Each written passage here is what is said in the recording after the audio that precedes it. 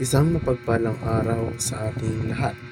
Ako ang inyong lingkod, Elijah Paulin Valdez, at welcome sa ating daily devotions.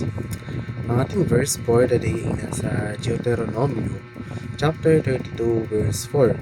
Sinasabi dito na, "Si Yahweh ang inyong batong tanggulan, mga gawa niya'y walang kapintasan.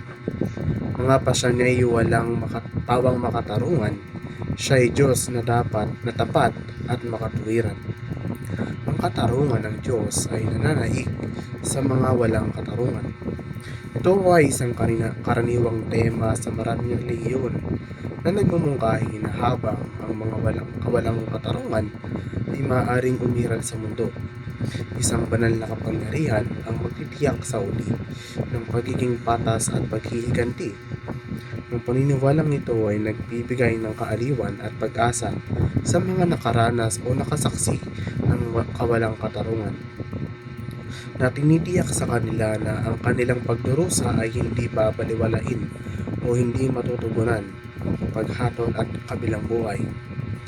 Ang katarungan ng Diyos ay kadalasang inilarawan bilang puwersa na sa huli ay nagpaparusa sa masasama. Ang katarungan ng Diyos na dumaraan sa mga kay Kristo ay tumutukoy sa paniniwala na ang puot ng Diyos at kaparusahan para sa kasalanan ay hindi inilalapat sa mga mananampalataya kay Jesucristo. Sa halip, sa pamamagitan ng pananampalataya at nagbabayad salang sakripisyo ni Kristo, ang kanilang mga kasalanan ay pinatawad at sila ay nakikipagkasundo sa Diyos. Ito ay madalas na nauunawaan bilang biyaya at awa ng Diyos na ipinaaabot sa mga nagtitiwala sa kanyang katarungan habang patuloy silang nagtitiwala sa kanyang katarungan.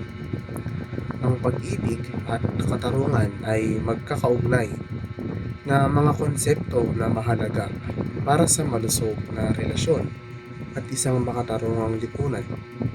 Ang pag-ibig na walang katarungan ay maaaring humantong sa pagpapagana ng mga mapaminsalang pag-uugali o pagpapabaya sa mga pangangailangan, habang ang katarungang walang pag-ibig ay maaaring maging malupit at hindi mapagpatawad.